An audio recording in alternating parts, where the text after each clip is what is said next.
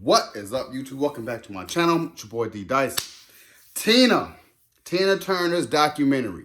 My God, I'm really happy I got to see this. I'm really happy that she, at this age and time of her life, she had a documentary about her life. I mean, she already had a biopic, 1993, starring Angela Bassett, Lawrence Fishburne. What's Love Got to Do with It?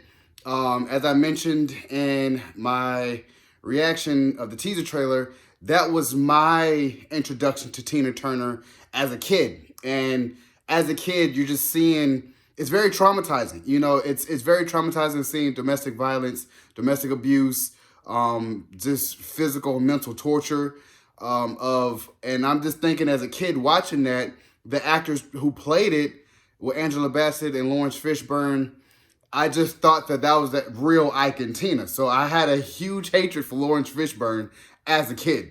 And just understanding as I got older, like, she went through so much. She endured so much as a woman with 16 years of being with Ike. I love this documentary because it went in so much detail of when she finally came out with her story. I believe it was 81 or 82, where she had that interview with People's Magazine. And that was her first time ever talking about the abuse that she suffered during the Ike and Tina years. Because everyone knew it was Ike and Tina review. Everyone loved Ike and Tina. Tina Turner has such of an amazing voice. Ike knew this, and to give Ike some credit, he is truly a musical genius, a musical icon because of just his attention of sound. He wrote songs. Even said that he really grew up under that B.B. King blues. So he really, I believe it said, if I'm not mistaken, he wrote songs for Elvis or had Elvis in his likeness. So I told myself, I'm like, he was one of those pioneers of that early rock and roll sound. And when he found Tina, or Anna Mae Bullock, you know, he recognized, man, this lady got something. She has true talent. And ever since then, you know, branded her as Tina Turner. Didn't even know that he just came out and was like, yeah, your name is Tina. You're going to be Tina Turner.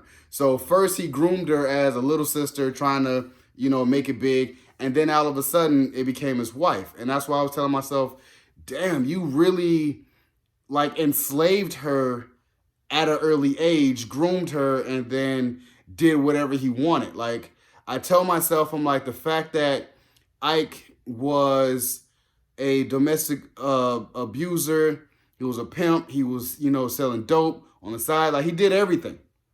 And I just kept telling myself, I'm like, wow, this lady has suffered so much. And it broke my heart to know that in this documentary, she said, in this long life that I've lived, the bad has always outweighed the good. Knowing that she had such a success after the Ike and Tina, she still is traumatized.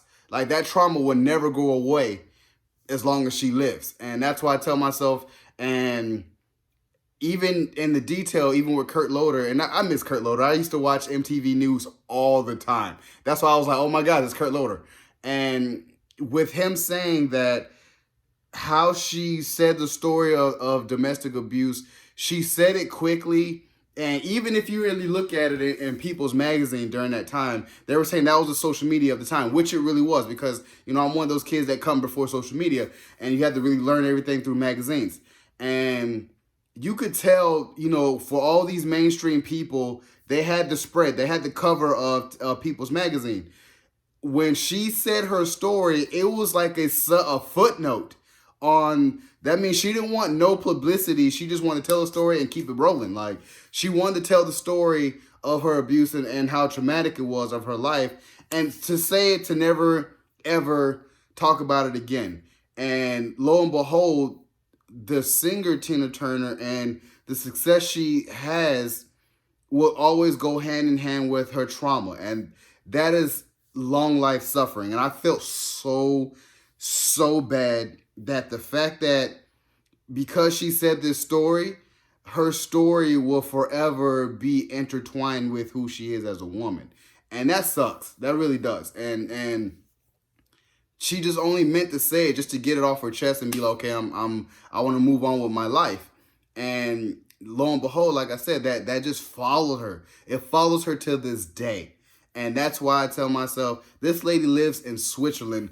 When you know that you're one of the most famous faces of all the world, she doesn't even live in America. She lives in Switzerland. Comfy, cozy, by herself with her husband.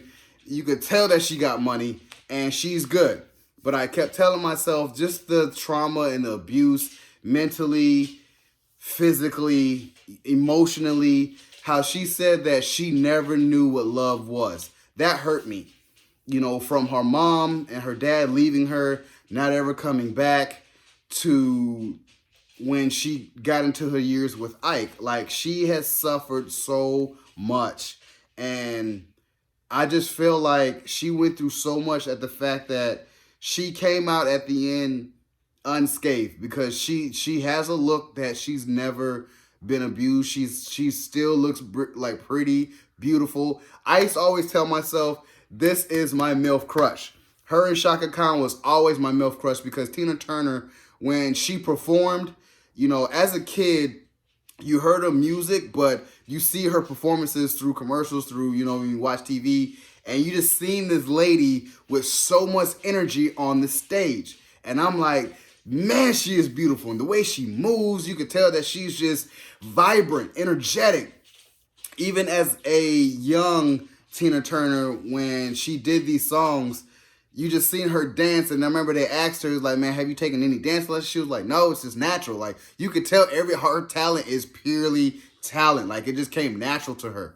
And it just hurts me. And out of all this documentary, the one thing that stands out to me is her son saying that I never respected my father after this, when I seen, physically, visually seen Ike Turner pour hot coffee on his mom, giving her third-degree burns. That, to me, is one of the most heinous, foulest thing you could ever do. And I'm even with her saying that he beat her with a coat hanger and then would have sex after. So he had some very serious demons, and I feel like very traumatic. And to me, and to the credit, I'm pretty sure he had very traumatic upbringing as well. That's why he did all that thing. And I just felt like, man, I just wish that she could have got out of it, but she suffered through so much to where it's Stockholm Syndrome. You know, she always had that belief of, everyone leaves Ike, so I don't want to leave him. Everyone leaves Ike, I don't want to leave him. And that's what hurt me, because she really, really was there trying to make sure that he became a legend, which inevitably he did, but it at what cost? It cost her everything. And his abuse got worse after Proud Mary, which is one of their staples of rolling, rolling. And you just seen, that's when their marriage is starting to dwindle. And when I watched What's Love Got to Do with It, I used to always tell myself, you know, that movie, okay, it's over a bit exaggerated. The fact that, you know, she went through all these things, because they have to do it as Hollywood. You know, they have to exaggerate a little bit that some parts of it is fiction. No, every part of that movie was all real. It was so crazy that it felt like it was not real. That's how that movie really was. And I'm telling myself, she really documented in detail, especially when she was in Dallas and she had to run across the freeway. She says it in detail. I almost cried, because I'm telling myself, how could you do a woman that bad? You know, I'm just sitting there like, my goodness. And just her blossoming after that incident. Like, she went into hiding. Then evidently, you know, over time, she had to work those Vegas shows. She had to work any show, because he left her with nothing, you know, left her with the kids and had to make her own way. And she did. She did her rock and roll thing. And even you hear the execs, like, just racist, bad mouthing her, you know, trying to make sure that she doesn't make it, but she still made it through so much. I applaud her. I could watch this over and over. I mean, although it's traumatic, but I could just tell myself I wish that they deaden her story and just celebrate her as the rock and roll icon legend as she is. I love this. I give this a 10 out of 10. I had to watch this 3 times because Tina Turner is really one of my favorites of all time. Like I mentioned, you know, what's love got to do with it? Even I didn't know that was kind of a cover song. That's why I was kind of like, I love this. I wish they would have touched it on GoldenEye because to me, that is my all-time favorite James Bond intro was Tina Turner. So I'm telling myself, I'm like, that's who that is always going to be for me, etched in my mind. She is a legend beyond doubt, and I love this, and I love her. So, if you guys enjoyed my review of Tina, HBO Max documentary review, subscribe to my channel, post comment down below, and like the video. It's your boy, D Dyson. Peace.